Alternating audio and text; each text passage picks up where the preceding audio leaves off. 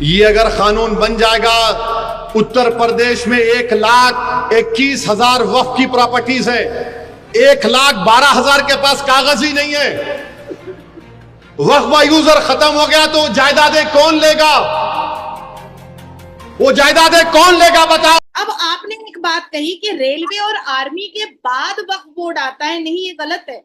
हाँ, रेलवे के बाद अच्छा। रेलवे के बाद वक्फ बोर्ड की प्रॉपर्टी है, उसके बाद आर्मी की प्रॉपर्टी है हमारे यहाँ। वर्सेस 232 लोकसभा से वक्फ बिल अमेंडमेंट बिल 2025 पास हो गया है। राज्यसभा में बहस चल रही है, उसके बाद यहाँ से पास होने के बाद राष्ट्रपति जी के पास जाएगा, वो उस पर चिड़िया बिठाएंगे और वक्फ अमेंडमेंट एक्ट लागू हो जाएगा। सर, बेट द्वारका के 2 द्वीपों पर दावा ठोक दिया है। क्या भगवान कृष्ण से पहले इस्लाम धर्म आ गया था क्या?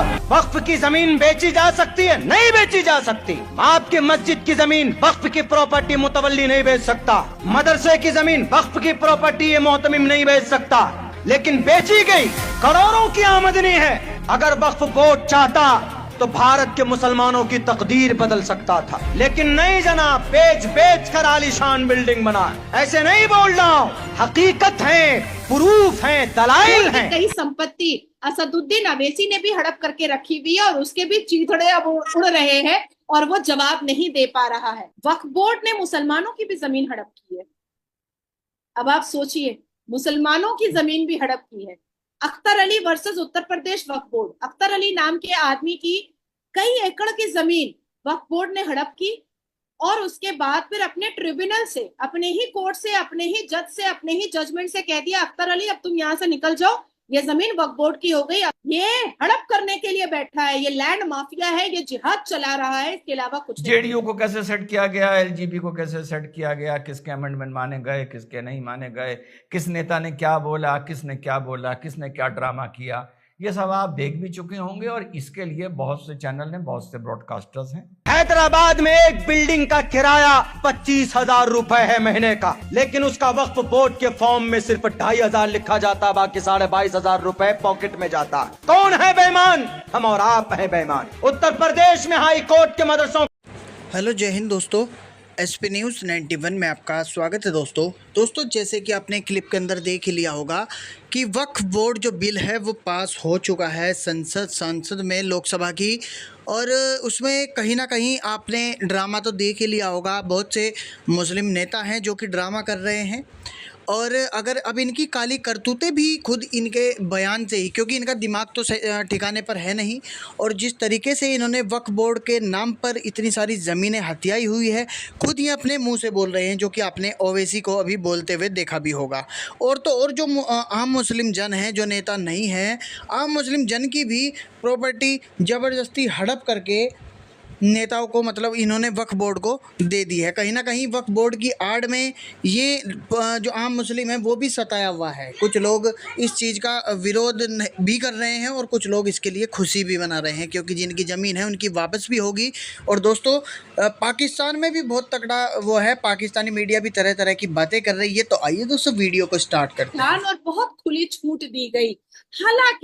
हालांकि 1947 में जब देश का बंटवारा भी हुआ और देश आजाद भी हुआ, तो भारत से जाने वाले जो पाकिस्तान को उन्होंने चूज किया और वो चले गए, उन्होंने अपनी सारी संपत्ति को वक्फ बोर्ड को दिया, क्योंकि नेहरू जी ने वक्फ बोर्ड बना दिया था, तो इसलिए उन्होंने सारी संपत्ति अपनी वक्फ बोर्ड को दी, ताकि भारत में रहने वाले मुसलमानों को किसी भी चीज की कोई भी तकलीफ ना हो। लेकिन पाकिस्तान के एरिया में जो हिंदू रहते थे और उन्होंने जब भारत को चूज किया, तो उन हिंदुओं की संपत्ति को पाकिस्तान के सरकार ने कब्जा कर लिया और वहां के हिंदुओं के मदद के लिए उस संपत्तियों को बिल्कुल भी नहीं रखा, और ऐसी कोई बोर्ड नहीं बनाई जो उनको बनाकर देनी चाहिए थी हिंदुओं को। क्योंकि आपने जैसे खुद ही एक्सप्लेन कर दिया कि हिंदुस्तान में यानी 1947 से पहले ही मुसलमानों के लिए वक्फ बोर्ड मौजूद था, लेकिन जब 1947 के बाद पाकिस्तान और हिंदुस्तान अलग अलग हुए, तो यहाँ पे कोई ऐसा बोर्ड, कोई ऐसी ऑर्गेनाइजेशन, कोई ऐसी फाउंडेशन मौजूद नहीं थी कि भाई जहाँ पे हिंदू कम्युनिटी ये कह जाती कि ये हम इनके हवाले करते हैं। इसलिए मैं थोड़ा सा ये क्लियर करता चलूं, या बताता चलूं, पाकिस्तान गवर्नमेंट का ये स्टांस रहा कि भाई यहाँ से हिंदू कम्युनिटी जा रही है, ये यहाँ से जाएगी और वहां से जो मुसलमान आएंगे उनके हिस्से की जगह हम इन्हें दे देंगे, यानी कि हम इस तरीके से थोड़ा शिफ्ट कर लेंगे। जबकि बहुत सी ऐसी प्रॉपर्टी थी सिंध के इलाके की, अगर बात करें, बहुत से ऐसे मैंने सुना है, मैंने देखा है कि बहुत बहुत बड़ा रकबा था जो कि हिंदू कम्युनिटी का था, लेकिन वो फिर जिस तरीके से डिस्ट्रीब्यूट किया गया और ये सारी चीजें, नादिया जी, लेकिन इंडिया में इसके बरक्स हुआ, इसके उल्ट हुआ। नहीं, आपके सिंध के पास और आपके बलोच के पास जितनी भी कैंटोनमेंट आर्मीज की जमीन है ना, वो हमारे हिंदुओं की जमीन है। यहाँ तक कि आपको याद होगा कि जब पहली बार न्यूक्लियर बॉम्ब का टेस्ट पाकिस्तान में जिस जमीन पर हो रहा था, वो जमीन को बर्बाद जो कर दिया पाकिस्तान की सरकार ने, क्योंकि अब वहां तो ना फसल होता है ना कुछ भी होता है, वो भी हमारे हिंदुओं की छोड़ी हुई जमीन थी। इतिहास के पन्नों को खोलना मुझे बहुत पसंद है और मैं इतिहास के पन्नों को बहुत बारीकी से पढ़ती हूँ। अब आपने एक बात कही कि रेलवे और आर्मी के बाद वक्फ बोर्ड आता है, नहीं, ये गलत है। हाँ, रेलवे के बाद, अच्छा, रेलवे के बाद वक्फ बोर्ड की प्रॉपर्टी है, उसके बाद आर्मी की प्रॉपर्टी है हमारे यहाँ। रेलवे के पास जितनी प्रॉपर्टी है उसके बाद वक्फ बोर्ड की प्रॉपर्टी है और उसके बाद फिर आर्मी की प्रॉपर्टी है। अब आती है बात कि पूरे भारत देश में वक्फ बोर्ड के पास 9.4 लाख एकड़ जमीन है।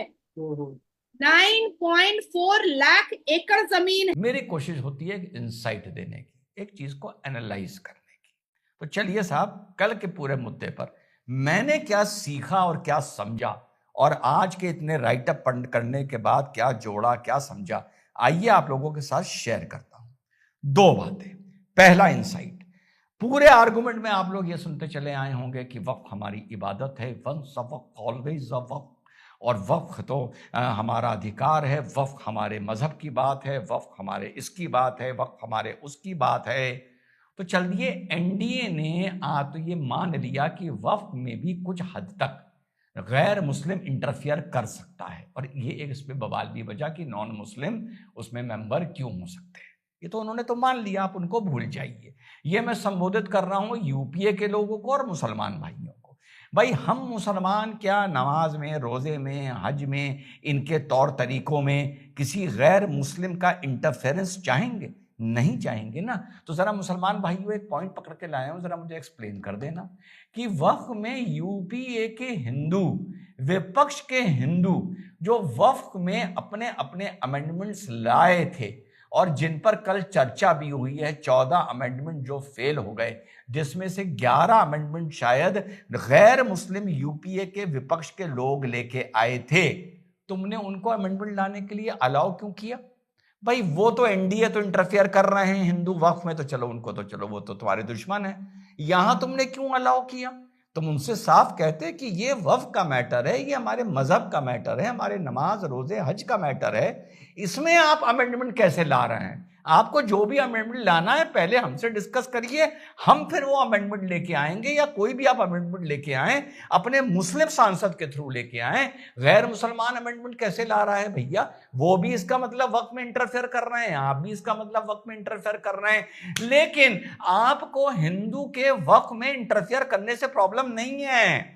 प्रॉब्लम आपको यह है, आपको वो हिंदू चाहिए जो आपकी मसाज करे, आपका चेला बन के रहे, आपका तुष्टीकरण करे, आपके फायदे की बात करे। अरे, वक्फ तो इबादत हमेशा से थी ना। तो जब 1955 में वक्फ एक्ट बना था, तो सीधे सीधे नेहरू जी से क्यों नहीं बोला कि भैया हमारे शरीयत एक्ट में ही आप वक्फ को जोड़ दीजिए, हम अपने हिसाब से इसको चलाएंगे, आप इसमें एक्ट लेके आ ही क्यों रहे हैं? लेकिन तब आपने इस मारे किसी हिंदू के इंटरफेरेंस पर 1955 में ऑब्जेक्शन नहीं किया, क्योंकि वो इंटरफेरेंस आपको सूट कर रहा था। वरना तो वक्फ भी शरीयत का एक पार्ट होना चाहिए था, तो कोई बवाल ही ना होता। तो कुल मिला के बात यह है कि आपको इस्लाम में या मजहब में इंटरफेरेंस से किसी भी गैर मुसलमान के कोई प्रॉब्लम नहीं है। वो बात अलग है, जहन्नमी हम सबको मानते हैं, पर प्रॉब्लम नहीं है इस दुनिया में जब तक वो आपके मतलब की और आपको सूट करने वाली बात तुष्टीकरण कर रहा हो। पहला पॉइंट निकाल के लाया हूं। दूसरा पॉइंट, साथियों, एक पता है मेरा क्या कंक्लूजन है? ये 9 लाख एकड़ की जो कहानी है, अब जब मैंने और भी राइटअप पढ़े, यार ये सब फर्जी लगी मुझे एंड में। अभी आप लोगों को समझाता हूं, 5-7 मिनट का टाइम दो, ये कैसे फर्जी है। उत्तर प्रदेश का एग्जाम्पल ले लेते हैं। 1,32,000 प्रॉपर्टीज वक्फ बोर्ड में रजिस्टर्ड हैं, जिनको ये वक्फ की बता रहे हैं, जिसमें से लगभग 7,000 शिया भाइयों की हैं और 1,25,000 सुन्नी भाइयों की हैं। और रेवेन्यू बोर्ड में रजिस्टर्ड हैं 3,000 प्रॉपर्टीज।